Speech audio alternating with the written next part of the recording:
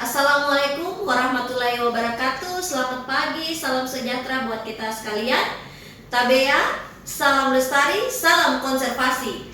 Perkenalkan, nama saya Nining Kasimuddin, SPD, MPD. Saya berasal dari Perguruan Tinggi Universitas Sintu Maroso Poso. Saat ini saya merupakan salah satu dosen tetap yang ada pada Fakultas Keguruan dan Ilmu Pendidikan Program Studi Pendidikan Biologi. Video pembelajaran ini merupakan salah satu pernyataan diri saya sebagai seorang dosen untuk unjuk kerja bidang pengajaran yang dikenal dengan PDD UKT PT. Dalam video ini saya akan menjelaskan mata kuliah yang saya ajarkan, yaitu mata kuliah Biologi Kelautan. Mata kuliah Biologi Kelautan merupakan mata kuliah wajib yang ada pada Program Studi Pendidikan Biologi Unsimar Poso. Mata kuliah Biologi Kelautan terdiri dari 2 SKS, 1 SKS teori dan 1 SKS praktek. Biologi Kelautan adalah mata kuliah yang berisi pokok-pokok pembahasan mengenai definisi biologi laut, lingkungan laut, plankton, hewan-hewan laut, hingga dampak dari adanya aktivitas manusia. Mata kuliah ini diajarkan dengan menggunakan metode ceramah, diskusi tanya jawab, serta demonstrasi. Mata kuliah Biologi Kelautan terdiri dari 16 kali pertemuan dengan rincian pertemuan sebagai berikut. Pertemuan 1, pendahuluan, di mana saya membahas tentang biologi kelautan secara umum, kontrak perkuliahan, RPS, dan sistem penilaian. Pertemuan kedua sampai dengan pertemuan ke-7 membahas subpokok bahasan biologi kelautan. Pertemuan ke-8 ujian tengah semester. Pertemuan 9 sampai dengan pertemuan ke-15 saya membahas pokok bahasan biologi kelautan. Dan di akhir pertemuan yang ke-16 itu adalah ujian akhir semester. Capaian pembelajaran lulusan atau CPL yang saya tetapkan pada mata kuliah Biologi Kelautan yaitu mahasiswa mampu menguasai dan menerapkan konsep-konsep dari biologi kelautan ke dalam ilmu pendidikan dengan memanfaatkan ilmu pengetahuan dan teknologi serta terapannya dalam pembelajaran sekolah, lingkungan, dan di kehidupan masyarakat. Sistem penilaian yang saya tetapkan pada mata kuliah Biologi Kelautan terdiri dari 5 item. Yang pertama, kehadiran atau presensi, saya memberi skor 10%, tugas 15%, ujian tengah semester 20%, kegiatan praktikum 25%, dan ujian akhir semester 30%, sehingga akumulasi persentase yang saya tetapkan mencapai 100%.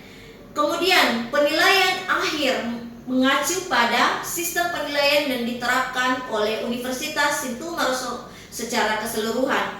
Pada program studi pendidikan biologi, kami menerapkan tingkat penguasaan materi dengan nilai 86 sampai dengan 100, bobot 4,00 kategori huruf A, 71 sampai dengan 85, bobot 3,00 kategori B, 56 sampai dengan 70, bobot 2,00 dengan huruf C, 40 sampai dengan 55, bobot 1,00 dengan kategori D, dan yang terakhir 0 sampai dengan 39, bobot 0,00 itu kategori E.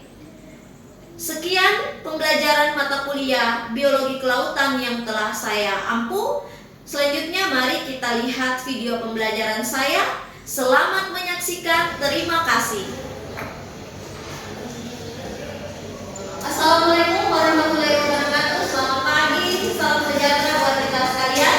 Waalaikumsalam warahmatullahi wabarakatuh.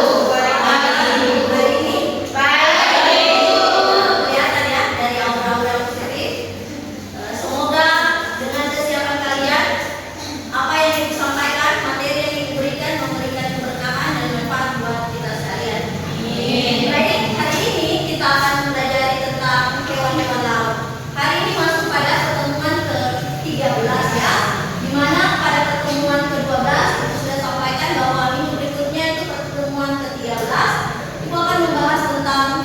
hewan-hewan laut. Nah, materi yang dijelaskan hari ini, hewan-hewan laut, ada kaitannya dengan materi sebelumnya. Pada pertemuan keberapa? 12. Ada yang masih ingat pertemuan ke-12 membahas tentang apa? Pertemuan ke-12 itu membahas tentang perairan dangkal subtidal asosiasi, di mana perairan dangkal subtidal asosiasi itu ada kaitannya atau benang-benangnya dengan hewan-hewan laut, di mana hewan-hewan yang berada pada perairan dangkal subtidal asosiasi akan dikonflikkan, akan diperlihatkan pada hewan-hewan laut. Apa saja hewan-hewan laut yang berada pada perairan dangkal subtidal asosiasi? Konkretnya akan kita bahas pada pertemuan ke-13. Sebelum kita membahas, terlebih dahulu kalian melihat ada tayangan PPT atau slide yang ditampilkan di depan. Silakan kalian simak. Materi hari ini yaitu hewan-hewan laut. Nah, hewan laut yang ibu pelajari artinya ada tujuan pembelajaran. Mahasiswa itu tidak hanya mendengar kemudian, tetapi ada pembelajaran atau ada tujuan yang harus dicapai oleh mahasiswa.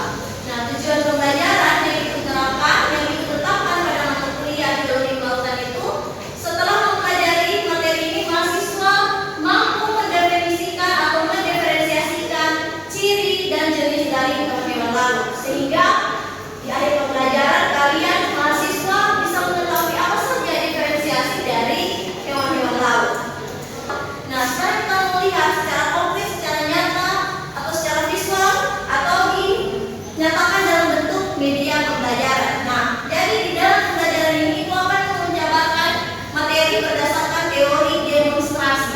Jadi materi yang dipelajari ini nanti itu tampilkan melalui metode demonstrasi. Makanya ada alat peraga atau ada media atau ada zolium yang ditampilkan di atas media ini untuk mengkonkretkan atau menyatakan, memperlihatkan secara detail apa hewan-hewan lain seperti hewan-hewan laut selain yang kalian pelajari.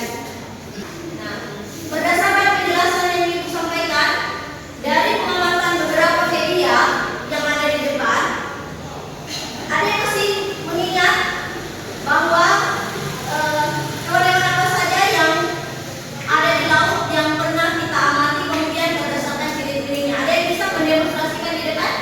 Saya, Bu. Ya, silakan. Yang mana? Ibu. Ya, silakan, Bu. Baik, teman-teman, di sini saya akan mendemonstrasikan tentang menjadi ikan atau fishes. Deskripsi dan ciri-ciri umum yang saya ketahui dari ikan itu, ya pasti teman-teman juga tahu dia itu memiliki lisan. Lisannya itu berguna untuk bernafas ikan dalam air. Selanjutnya dilihat di sini dia ada sirip. Siripnya itu digunakan untuk bergerak dan juga untuk menjaga keseimbangan tubuhnya saat di dalam air kalau dia berenang, jadi seimbang. Terus ada sisik. Sisiknya itu untuk melindungi tubuh ikan dari cedera dan infeksi. Terima kasih. Ya, kita melihat apa? Nah, ada yang bisa mendemonstrasikan. Ini ya Cinodermata berbagi, kemudian ada bintang laut, ada berbagi. Siapa selanjutnya? Ya, siapa namanya? Bulan. Ya, Bulan. Yang tadi coba beli. Nah, kemudian Bulan, silakan. Ini bintang laut. Nah, silakan. Baik, terima kasih atas kesempatan yang diberikan. Bisa kita lihat bersama ini bintang laut. Bintang laut ini merupakan organisme yang berbentuk pipi dan menyerupai bintang. Ini bintang laut ini memiliki 5 lengan. Tapi untuk kita ketahui bersama, bintang laut ini tidak hanya memiliki 5 lengan, tapi ada juga bintang laut yang memiliki lebih dari 5 lengan. Itu namanya kalau tidak salah bintang laut matahari. Ya, bintang laut matahari. Dia ini bisa hidup di 2 tempat, di perairan dangkal dan perairan yang dalam. Kebetulan kita sebelumnya sudah mempelajari tentang perairan dangkal subtidal asosiasi. Jadi bintang laut ini dia itu mulutnya itu terdapat di bawahnya. Jadi bintang laut ini dia tidak memiliki anus. Dia ini mencerna makanan. Jadi dia mencerna makanan masuk ke dalam, kemudian mencerna makanan itu dikeluarkan kembali lewat mulutnya. Jadi kakinya itu terdapat di bawahnya. Kakinya itu disebut dengan kaki ambulakral. Ya, kaki ambulakral. Kemudian sistem reproduksinya, bintang laut ini dia mempunyai 2 sistem reproduksi, bisa secara seksual aseksual ini dengan pertemuan antara kelamin jantan dan kelamin betina. Yang aseksual ini dengan cara peleburan sel kelamin jantan dan betina. Jadi ada fakta unik tentang bintang laut ini. Bintang laut ini dia bisa beregenerasi. Biasa kalau kita ada bintang laut yang bisa kita pegang, terus dia putus. Ya, kemudian yang putusnya itu dia bisa membuat organisme baru, dia bisa menjadi organisme baru kembali. Kemudian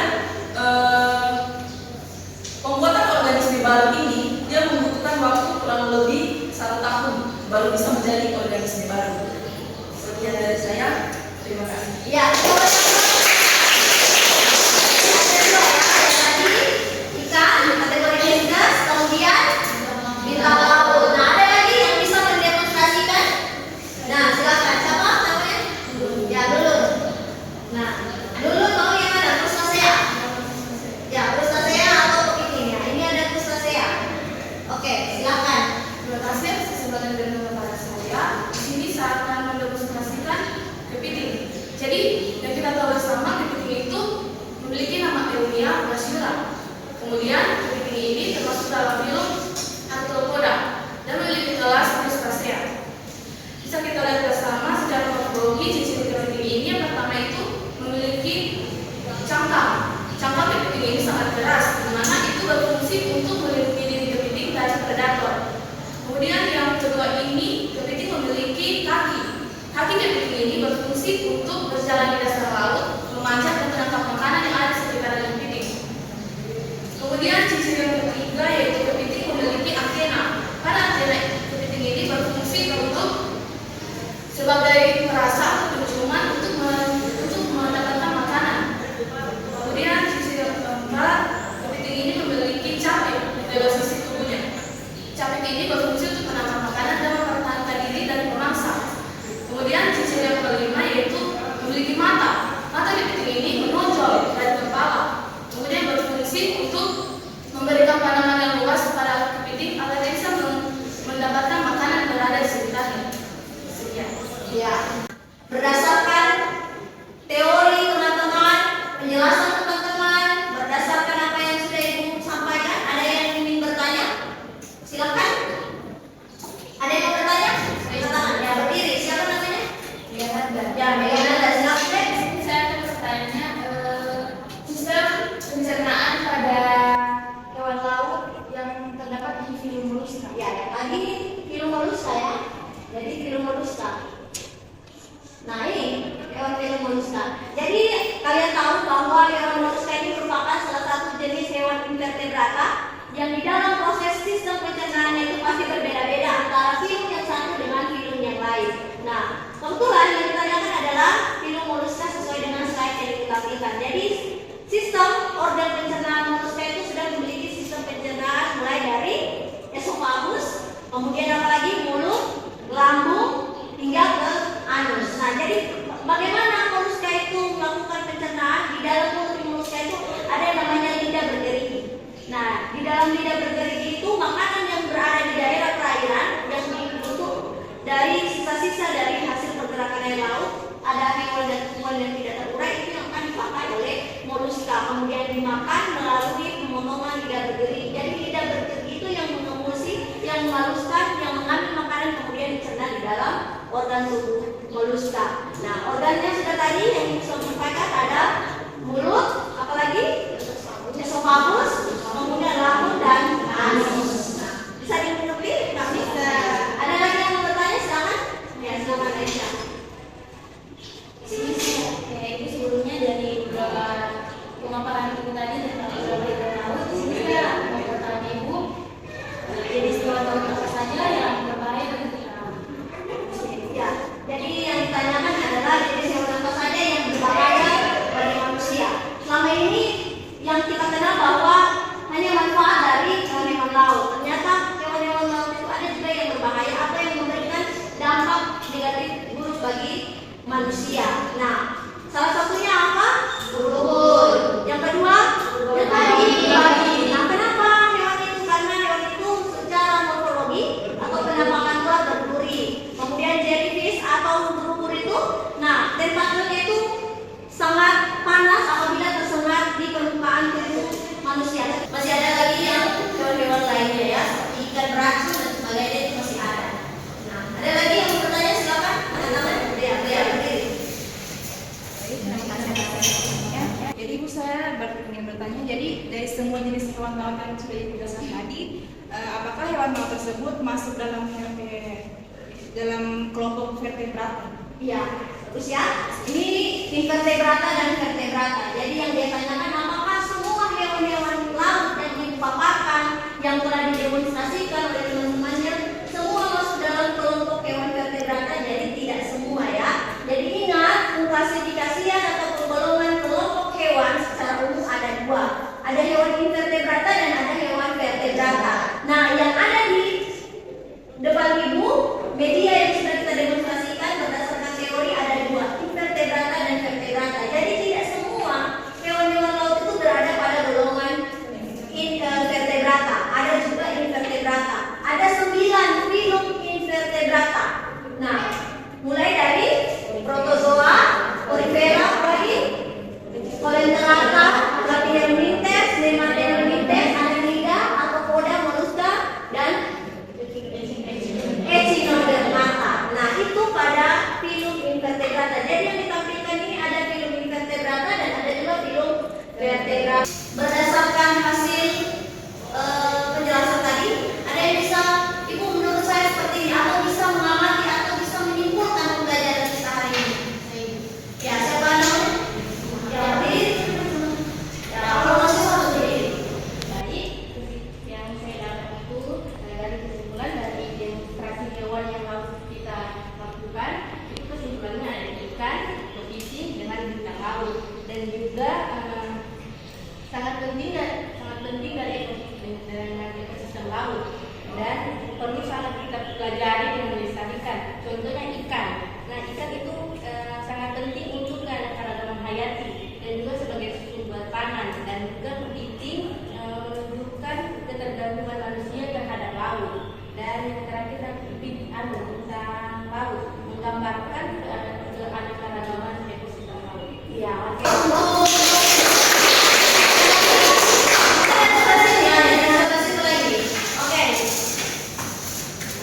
Apa yang bisa Rifat tangkap atau apa yang bisa dimengerti dari pembelajaran kita hari ini? Untuk kesimpulan yang hari ini melalui metode demonstrasi, ada yang pertama yaitu hewan laut, yaitu pengertiannya adalah hewan yang habitatnya di perairan air laut. Kemudian dari ketiga contoh sampel tadi yang didemonstrasikan itu, dari ketiga itu tidak hanya ada hewan invertebrata, tapi ada hewan vertebrata yaitu ikan. Dan ikan itu melalui yang sudah dijelaskan oleh Dwi tadi, saya dapat menyimpulkan dia memiliki ciri-ciri. Yang pertama itu dia bernapas menggunakan insang. Yang kedua dia memiliki sirip dan dia mempunyai itu sirip di dalam air. Kemudian yang kedua yaitu bintang laut. Pada bintang laut itu tadi dia memiliki ciri-ciri yaitu potongan 5 atau lebih, dan pada bintang laut ini dia tidak memiliki anas. Kemudian yang terakhir yaitu kepiting. Nah, Ustazah, Kepiting itu dia memiliki cangkang yang sangat keras. Itu gunanya untuk melindungi dirinya dari pemangsa. Dan itu ciri-ciri lainnya dia mempunyai mata, antena, dan capit. Capit itu juga dia bisa gunanya untuk melindungi dirinya dari pemangsa. ya oke, good. Tepuk tangan. Tapi apa yang disampaikan bisa terlihat secara nyata walaupun dalam botol sampel yang sudah kami buat dalam bentuk tutorial. Oke, ada yang mau lagi ditanyakan? Tidak ada? Nah, baik. Karena tidak ada yang mau mengakhiri pertemuan kita pada hari ini, ucapkan terima kasih banyak atas perhatiannya. Sekian dan terima kasih. Kita akan menutup pertemuan. Assalamualaikum warahmatullahi wabarakatuh.